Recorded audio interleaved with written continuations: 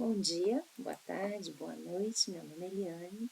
Estamos aqui para dar seguimento às palestras virtuais do Grupo Educacional Assistencial Espírita Fraternidade. E a reflexão que faremos será sobre a lição 35 do livro Fonte Viva, de Emmanuel, pela psicografia de Francisco Cândido Xavier. O capítulo chama-se Estendamos o Bem. Para começar, que a gente possa elevar os nossos pensamentos em prece ao Pai Maior, pedindo a orientação e o discernimento para compreender o alcance da lição, para que Ele possa tocar os nossos corações e que possa fazer diferença no nosso cotidiano, permeando as nossas atitudes, as nossas ações, para que nós também sejamos um veículo de transformação interior e de melhoria para aqueles que convivem conosco. Muito obrigada, Senhor, assim seja, e vamos ao estudo que teremos. Bom, esse capítulo, Estendamos o Bem, começa com uma reflexão do apóstolo Paulo na carta aos Romanos, do capítulo 12, versículo 21, onde Paulo diz: não te deixes vencer pelo mal, mas vence o mal com o bem. Repara que, em plena casa da natureza, todos os elementos em face do mal oferecem o melhor que possuem para o reajustamento da harmonia e para a vitória do bem. O temporal parece haver destruído toda a paisagem, congregam-se as forças divinas da vida para a obra do refazimento. O sol envia luz sobre o lamaçal, curando as chagas do chão. O vento acaricia o arvoredo e enxuga-lhe os ramos. O cântico das aves substitui a voz do trovão. A planície é enxurrada, sem revoltar-se, e converte-a em adubo precioso. O ar, que suporta o peso das nuvens e o choque da faísca destruidora, torna a leveza e a suavidade. A árvore de frondes quebradas ou feridas regenera-se em silêncio, a fim de produzir novas flores e novos frutos. A terra, nossa mãe comum, sofre a chuva de granizos e o banho de lodo periodicamente, mas nem por isso deixa de engrandecer o bem cada vez mais. Por que conservaremos, por nossa vez, o fel e azedume do mal na intimidade do coração? Aprendamos a receber a visita da adversidade, educando-lhe as energias para o proveito da vida. A ignorância é apenas uma grande noite que cederá lugar ao sol da sabedoria. Usa o tesouro de teu amor em todas as direções e estendamos o bem por toda a parte. A fonte, quando tocada de lama, jamais se dá por vencida. Acolhe os detritos no próprio seio e, continuando a fluir, transforma-os em bênçãos no curso de suas águas que prosseguem correndo, com brandura e humildade, para benefício de todos. Emmanuel. Esse é o texto e a reflexão que Emmanuel faz a respeito do versículo de Paulo. Paulo, ele tinha um método muito peculiar de se comunicar com as igrejas que estavam espalhadas pela gentilidade, pelos outros espaços fora de Israel e, acima de tudo, aqueles que não eram hebreus. Ele usava dessas epístolas, dessas cartas, para que ele pudesse fortalecer os vínculos, orientar as eclésias, que eram aquelas igrejas iniciais, dirimir as dúvidas e auxiliar na resolução das questões do entendimento do Evangelho. Então, os contextos dessas cartas eram exortações para estimular e para dar apoio aos primeiros cristãos e também as orientações de conduta para que eles pudessem ter. Emmanuel, ele usa estender o bem no sentido de ampliar o bem. Né? E nessa leitura fala-se muito do bem e do mal. Mas a gente precisa refletir e pensar que existe o mal externo, o mal do mundo, mas também existe o mal que reside em mim. E como que bem e mal são antagônicos e eles estão todos presentes na nossa jornada evolutiva. Como que fica a postura do cristão diante desse desafio? Dele fazer essa transformação daquilo que ele percebe, que não é bem em si, e que ele precisa fazer com que aquilo se torne uma virtude ativa. Emmanuel, para nos trazer essa reflexão, ele busca a natureza, porque é o exemplo mais palpável, mais próximo de todos nós. E ele coloca muito, durante o texto, ele coloca assim, todos os elementos da natureza, em face do mal, eles oferecem o melhor que possuem para o reajustamento da harmonia e para a vitória no bem. Emmanuel usa essas duas palavras, reajustamento e refazimento. Quer dizer, é uma mudança, né? Busca fazer uma alteração para uma melhoria. Os gregos, eles usam uma palavrinha chamada entropia, que quer dizer em movimento. Por quê? Porque toda vez que eu estou numa situação e eu preciso melhorar, eu preciso sair da zona de conforto e fazer essa movimentação. E isso ele é desafiador. Como que a gente vai crescer? Como que a gente vai melhorar? Como que a gente vai evoluir se a gente não fizer uma mudança? Se a gente não fizer uma sair de um ponto para ir até o outro, né? Então, esse movimento faz com que a gente, saindo da zona, por uma desordem, um desequilíbrio momentâneo, até que a gente busque novamente um ponto de equilíbrio. E a gente vai fazendo isso em ciclos, mas não são ciclos que se fecham. É como se fosse uma grande espiral de crescimento, uma grande espiral de desenvolvimento, uma espiral evolutiva. São ciclos que a gente movimenta, dá uma estabilizada, faz novamente um movimento de crescimento e vai fazendo essa estabilização. E assim a gente vai passando por desafios, a gente vai passando por adversidades. O texto de Emmanuel fala que as adversidades elas vão reeducando as energias em proveito da vida. Portanto, a gente pode pensar que adversidades não são necessariamente um mal, mas são um empurrãozinho que a vida nos dá para uma mudança que é necessária para nós. Entretanto, adversidades, conforme a gente as recebe, elas podem estar gerando conflitos, aflições, angústias na gente.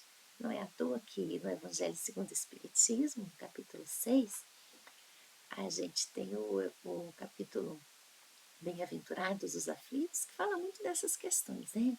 As aflições, o bem e o mal sofrer, a questão da resignação das nossas vidas, as estratégias que a gente pode estar utilizando para superar essas aflições.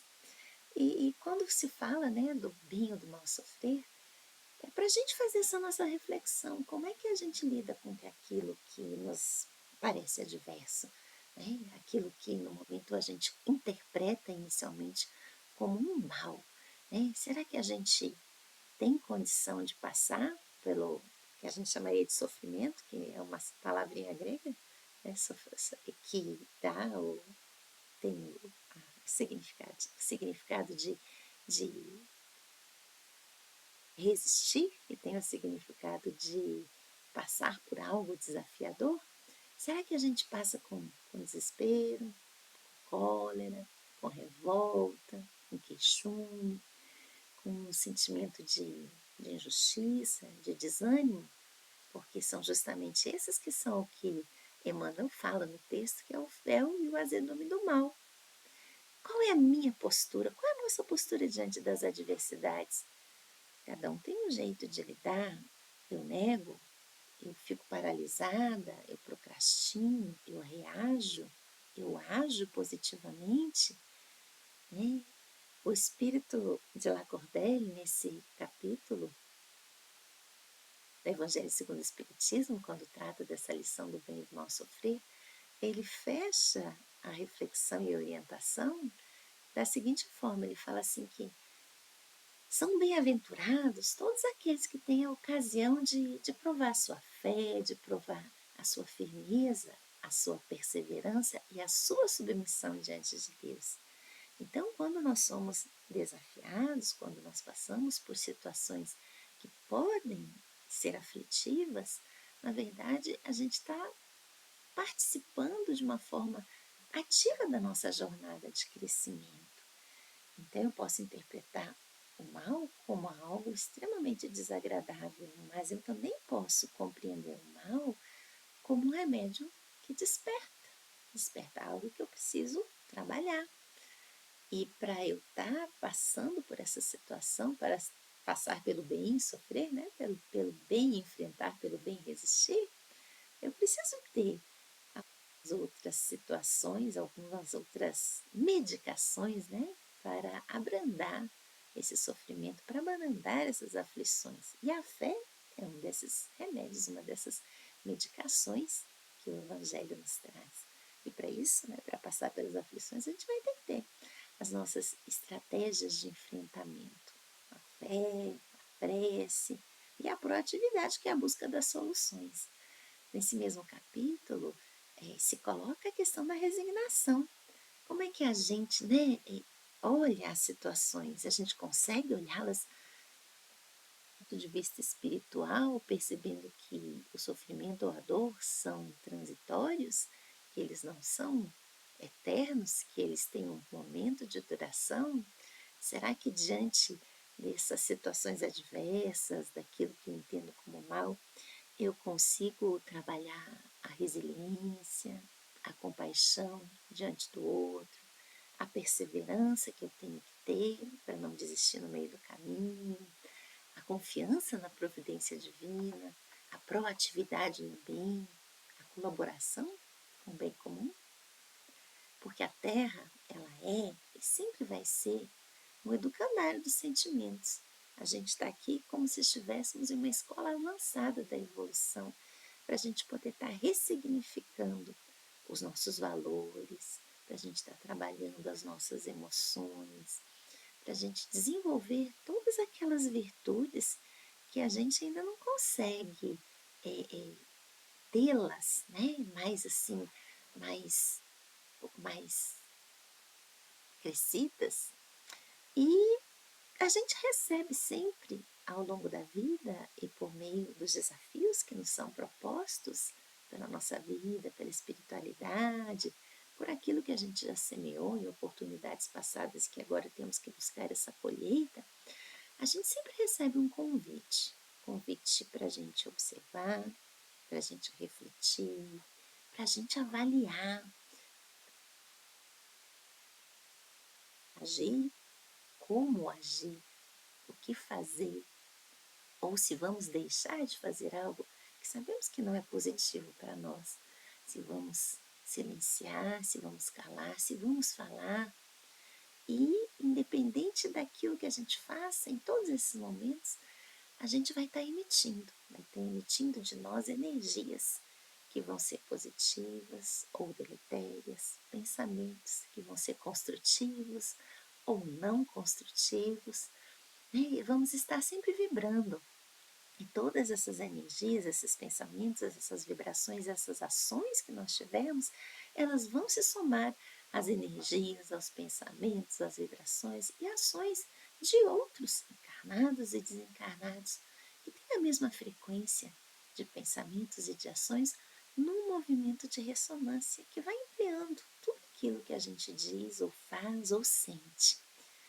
Então, a gente vê essa leitura e quando a gente reflete na questão da gente estar estendendo o bem, a gente lembra, né, que a felicidade não é desse mundo, mas é estendendo o bem que a gente faz a semeadura dessa felicidade para que o bem ampliando possa mudar a realidade em que a gente vive.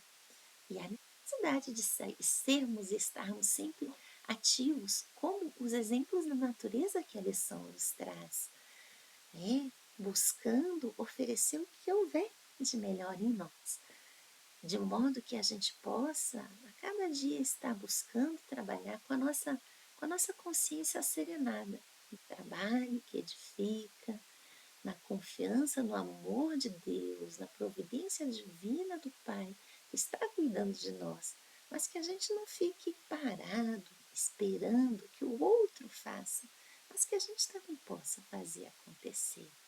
É por isso que se a gente pegar esse capítulo